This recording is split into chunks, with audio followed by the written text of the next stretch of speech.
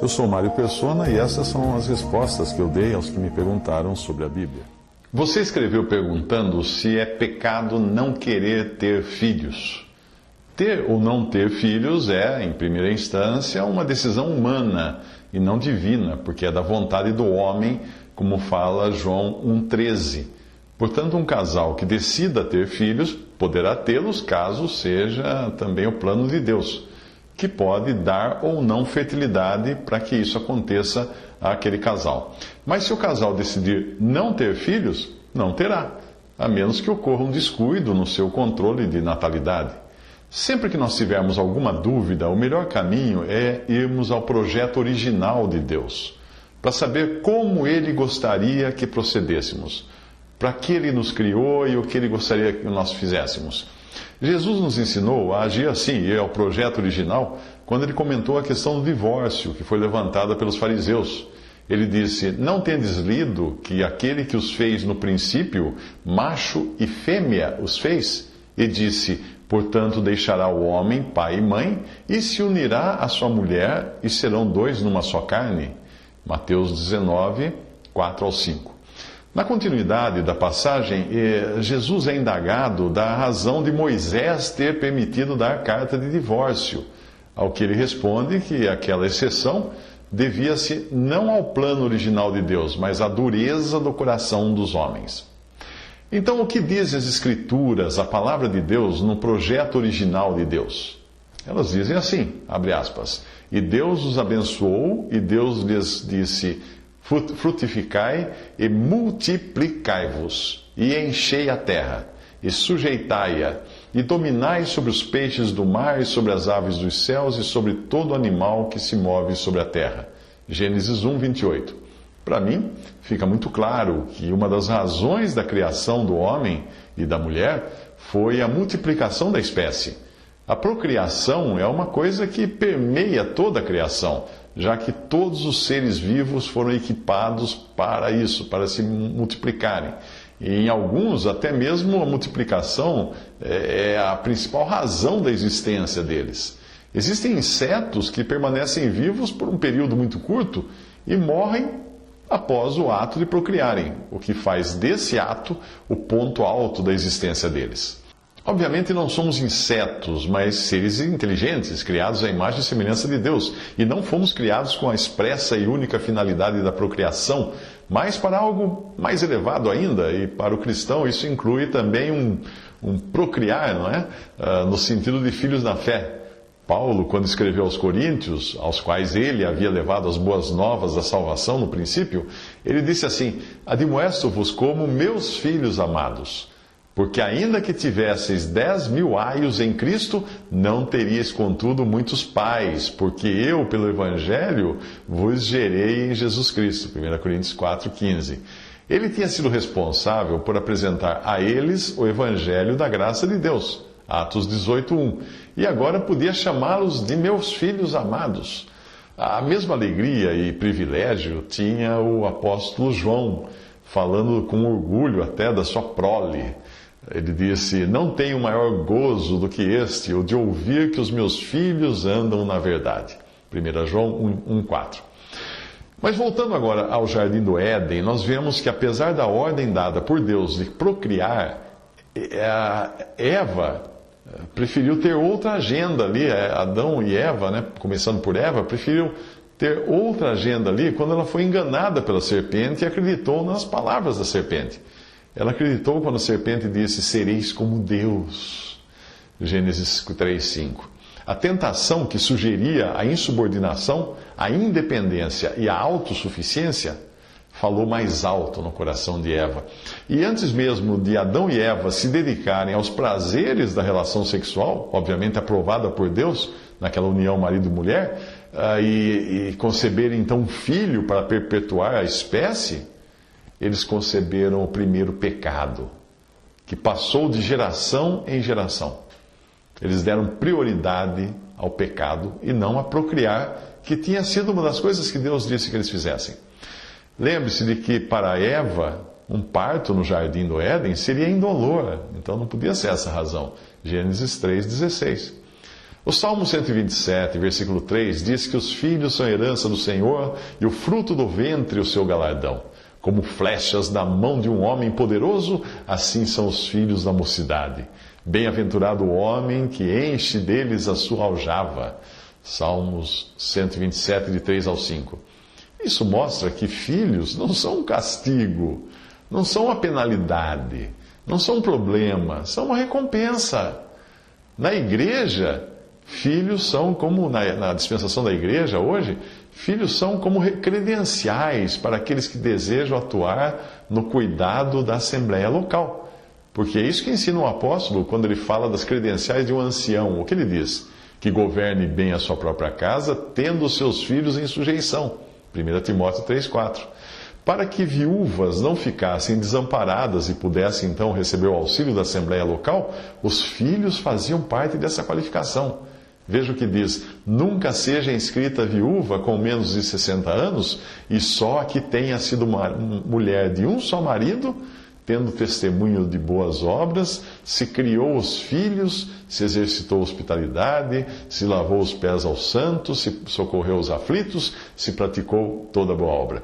1 Timóteo 5, de 9 a 10. Portanto, existe também o aspecto da velhice, quando os papéis se invertem. Aquela mãe que cuidou dos filhos terá filhos e netos que poderão cuidar dela. Como ensina uma outra passagem: se alguma viúva tiver filhos ou netos, aprendam primeiro a exercer piedade para com a sua própria família e a recompensar seus pais, porque isto é bom e agradável diante de Deus. 1 Timóteo 5,4. Depois de considerar tudo isso, eu pergunto a você: qual a razão de você não querer ter filhos? Você citou o versículo em Lucas 21, 23 a 24, que diz: ai das grávidas e das que criarem naqueles dias, porque haverá grande aperto na terra e ira sobre este povo, e cairão ao fio da espada, e para todas as nações serão levados cativos, e Jerusalém será pisada pelos gentios, até que os templos dos gentios se completem. Bem, essa passagem já aconteceu quando da destruição de Jerusalém, no ano 70 da era cristã, e na subsequente diáspora, ou dispersão dos judeus. Repare que a passagem menciona este povo, que é uma referência ao povo judeu, em contraste com todas as nações para onde eles seriam dispersos. E também a passagem diz que Jerusalém será pisada pelos gentios, até que os templos dos gentios se completem. Nós estamos ainda nos tempos dos gentios, que começaram com Nabucodonosor, ao qual Deus deu o controle da terra de Israel e do mundo da época. E esses tempos dos gentios só terminarão quando Cristo estabeleceu seu reino na terra, e Israel voltar a ser a principal nação do mundo, como foi nos dias de Salomão, do rei Salomão. Hoje, Jerusalém parece estar nas mãos dos judeus, mas não. A cidade e a terra estão divididas. E eles não têm total controle, nem sobre a sua própria nação, e eles não são hoje o expoente entre as nações do mundo.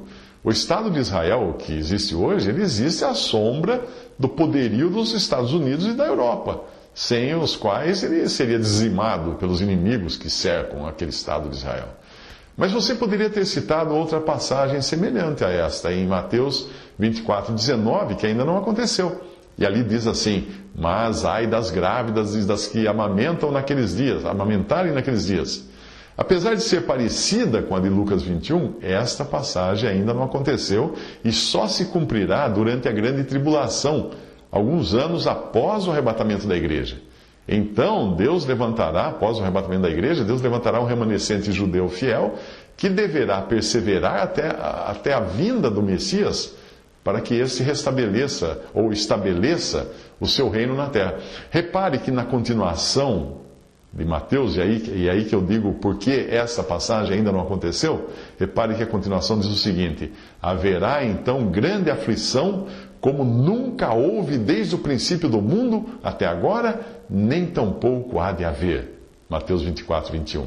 Isso indica algo muito maior e muito mais global do que a destruição de Jerusalém no ano 70 da era cristã, algo maior até do que o dilúvio universal, do que todas as guerras que já aconteceram no mundo.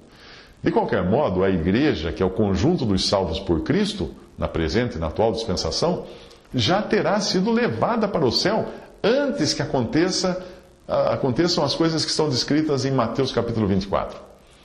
Eu não quero dizer com isso que o mundo seja um lugar maravilhoso para se criar filhos. Não é. Nem para os incrédulos é um lugar bom para se criar filhos e nem para os cristãos. Aqueles que são pais sabem dos desafios de se criar os filhos na demonstração do Senhor, como ensina Efésios 6,4, numa sociedade que está cada vez mais degradada pelo pecado. Mas, para aqueles que alegam não querer colocar filhos em um mundo tão problemático e hostil, para evitar que sofram, a resposta de Deus aparece nas instruções dadas ao seu povo da antiguidade, quando este povo foi levado para o cativeiro na Babilônia. Repare nessa passagem. Eles estavam deportados, morando na Babilônia como prisioneiros, como exilados, e ao invés de se revoltarem contra o inimigo que os desterrou, ou boicotarem o progresso da adversária Babilônia, qual foi a ordem divina para eles? A ordem divina foi para que levassem uma vida em paz no território inimigo. E nessa ordem ficava muito clara a importância de gerar filhos. Veja só a passagem. Assim diz o Senhor dos Exércitos, o Deus de Israel, a todos os do cativeiro, os quais eu fiz transportar de Jerusalém para a Babilônia. Edificai casas e habitai-as, plantai jardins, comei do seu fruto, tomai mulheres, gerai filhos e filhas, tomai mulheres para os vossos filhos, dai as vossas filhas a maridos, para que tenham filhos e filhas, e multiplicai-vos ali, e não vos diminuais.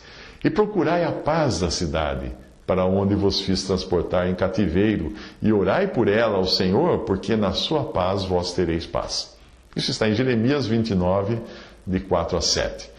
Mas quais outras razões levariam alguém a não querer ter filhos? Bem, muitas. Além daquela que eu já mencionei, do receio de criar filhos no mundo mau que nós vivemos. Existe também aquele argumento de que Cristo pode voltar a qualquer momento e nem ter tempo de criar um filho. Mas isso não seria um problema, e sim um privilégio. Crianças que ainda não atingiram a idade da razão para poderem entender a sua condição e crer em Cristo, elas se enquadram naquilo que o Senhor disse em Marcos 10, 14. Deixai vir os pequeninos, os meninos a mim, e não os impeçais, porque dos tais é o reino de Deus. O sacrifício de Cristo também proveu o necessário para que fetos abortados, natimortos e crianças pequenas fossem salvas, sejam salvas. E se a dúvida é o que iria acontecer com os filhos de um pai ou uma mãe crente no arrebatamento, basta nós olharmos para as figuras desse evento no passado, para descansarmos no cuidado de Deus. Nenhuma criança israelita foi deixada no Egito quando da partida do povo de Israel de lá. Bem que Faraó queria impedir os pais de levarem seus filhos, mas Deus não aceitou tal condição. Uma razão que costuma ser muito forte quando se fala em evitar filhos é o egoísmo. Geralmente porque a pessoa quer levar uma vida centrada em si mesma ou, no máximo, dividi-la apenas com seu cônjuge. Aparentemente, a ideia é de que quanto mais gente você tiver ao seu redor para compartilhar o seu tempo, seus esforços e os seus bens, menos lhe sobrará, vai sobrar para você mesmo. No máximo, um cachorrinho, né? Eu acredito que um bom exemplo disso tenha sido Onã, em Gênesis 38, de 8 a 10. A passagem diz assim: Então disse Judá a Onã: Toma a mulher do teu irmão, casa-te com ela e suscita descendência a teu irmão. Onã, porém, soube que essa descendência não havia de ser para ele. E aconteceu que quando tinha relação sexual com a mulher do seu irmão, derramava o sêmen na terra para não dar descendência a seu irmão. E o que fazia era mal aos olhos do Senhor, pelo que também o matou. Onã atendeu em parte, o pedido de Judá, mas só em parte. Ele efetivamente tomou a viúva do seu irmão como esposa, como era costume na época, mas não tinha a intenção de gerar descendência dela, porque, de acordo com os costumes da época, o descendente não seria dele, mas seria de seu irmão. Então, o que ele fazia? Ele tinha o prazer da relação sexual, mas daí ele interrompia o coito na hora de ejacular e derramava o sêmen na terra para não dar descendência a seu irmão. É muito fácil, nós percebemos que o seu motivo era egoísta. E fica claro também que Deus reprovou de forma dramática até o seu modo de proceder. Outra objeção que às vezes eu escuto de mulheres que não desejam ter filhos é que os filhos atrapalhariam as suas carreiras. Esta não é senão uma outra maneira de egoísmo, porque coloca o interesse da mulher acima do desejo de Deus, que Deus tem para as mulheres, que é o de que elas se casem, gerem filhos, governem a casa e não deem a ocasião ao adversário de maldizer, como fala em 1 Timóteo 5,14. Se nós olharmos quem é a mulher virtuosa aos olhos de Deus, nós veremos que ela não apenas tem uma carreira bem-sucedida, ela é bem-sucedida na sua carreira. Ela tem empregados e tudo mais, ela administra a sua empresa, por assim dizer. Mas ela também é sujeita ao seu marido, ela cria bem os seus filhos e não se deixa seduzir por aquilo que a Bíblia chama de vã formosura, que é o que leva muitas mulheres a evitarem filhos para não estragarem a boa forma e a aparência do corpo. Vamos à passagem? Mulher virtuosa, quem a achará? O seu valor muito excede ao de rubis. O coração do seu marido está nela confiado. Busca lã e linho e trabalha de boa vontade com suas mãos. Como um navio mercante, ela traz de longe o seu pão. Levanta-se, mesmo à noite, para dar de comer aos da casa e distribuir a tarefa das servas. Examina uma propriedade e adquire-a. Planta uma vinha com o fruto de suas mãos, vê que é boa a sua mercadoria, e a sua lâmpada não se apaga de noite. Estende as suas mãos ao fuso, e as suas mãos pegam na roca. Faz para si cobertas de tapeçaria, o seu vestido é de seda e de púrpura. Faz panos de linho fino, e vende-os, e entrega cintos aos mercadores. Está atenta ao andamento da casa, e não come o pão da preguiça.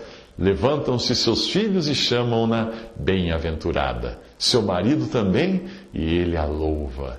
Enganosa é a beleza e vã a formosura, mas a mulher que teme ao Senhor, essa sim será louvada. Isso está em Provérbios 31, de 10 a 31. Mas existem também situações quando, por questões de saúde, uma mulher não pode se sujeitar aos riscos de um parto. Há também casais atingidos pela infertilidade que desejam procriar, mas não podem.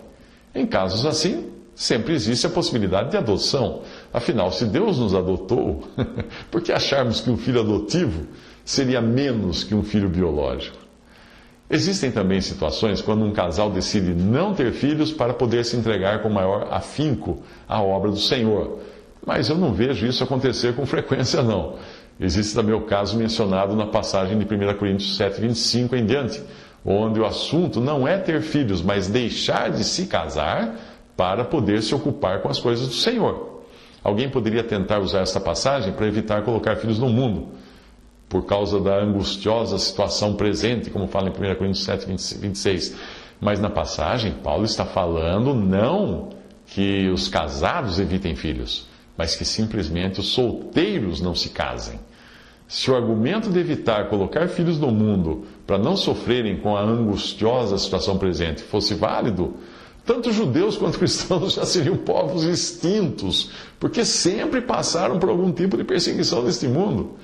Vale lembrar que a condição normal e natural de uma mulher é a de mãe, porque ela é preparada biologicamente para isso.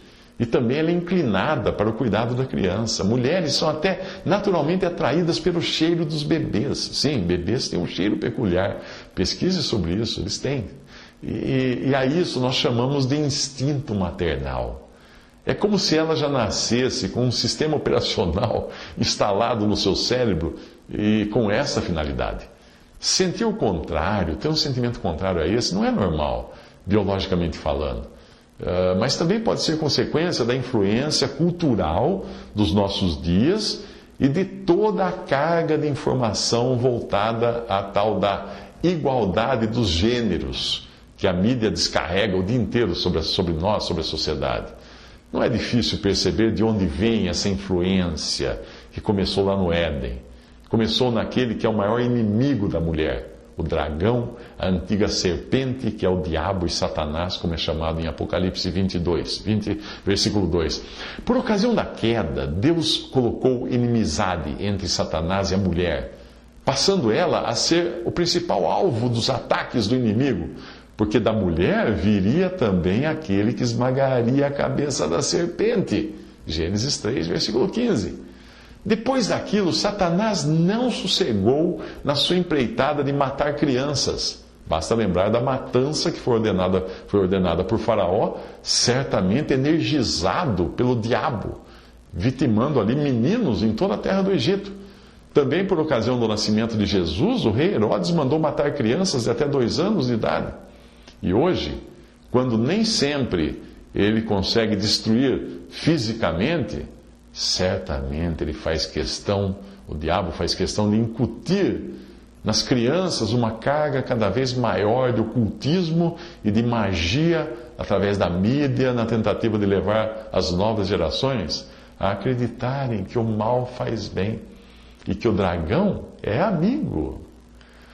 Agora nós podemos entender melhor o que diz 1 Timóteo 2, versículos 13 ao 15.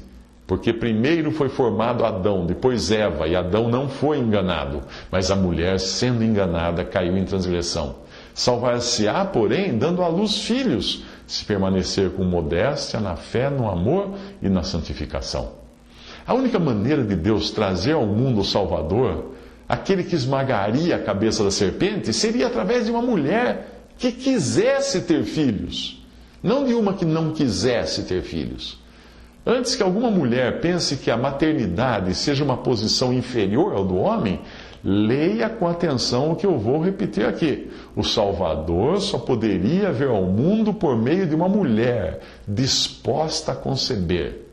Jesus não teve pai humano, mas teve mãe humana. O varão era, por assim dizer, dispensável naquele processo da vinda do Salvador ao mundo, mas a mulher não. Sem ela, nunca nós teríamos conhecido a exclamação de Isabel, que foi dirigida a Maria: bendita és tu entre as mulheres, e bendito o fruto do teu ventre. Lucas 1,42. Devido à imensa importância da mulher na obra de salvação do mundo, Deus quis salvá-la da influência do seu arqui-inimigo, que é o diabo. A verdade de que a serpente passaria a ser inimiga da mulher persiste até hoje. Daí Deus preferir não expor a mulher para que ela não volte a ser enganada pelo diabo. Mas essa salvaguarda a mulher só tem quando ela permanece na posição que Deus reservou a ela, ou seja, salvar-se-á, porém, dando à luz filhos e se permanecer com modéstia na fé, no amor e na santificação. 1 Timóteo 2,15. Esse salvar-se-á não se refere à salvação da sua alma, mas a mantê-la a salvo dos ataques da serpente. Depois de ter citado a ordem da criação, do crescer e multiplicar-vos, eu me atreveria a acrescentar algo voltando ainda mais no tempo, a um ponto muito mais distante da criação e invadir assim a eternidade, para saber qual a disposição de Deus a respeito do assunto. Ter um filho é algo que faz parte da própria natureza divina, pois mesmo antes da fundação do mundo, sempre existiu o Pai e o Filho, além do Espírito Santo, claro. Não é preciso se aprofundar muito nos evangelhos para perceber o quanto existe ali de relação pai e filho e do amor envolvido nessa ligação. Mas o pai quis ir além da relação de amor que ele cultivou eternamente com o filho por toda a eternidade. Ele quis ter mais filhos. Ele quis ter um número incontável de filhos, para que esses pudessem desfrutar de um tremendo privilégio. A Bíblia diz: o mesmo Espírito testifica com o nosso Espírito que somos filhos de Deus. E se nós somos filhos, somos logo herdeiros também, herdeiros de Deus e co-herdeiros de Cristo. Romanos 8, 16 a 17.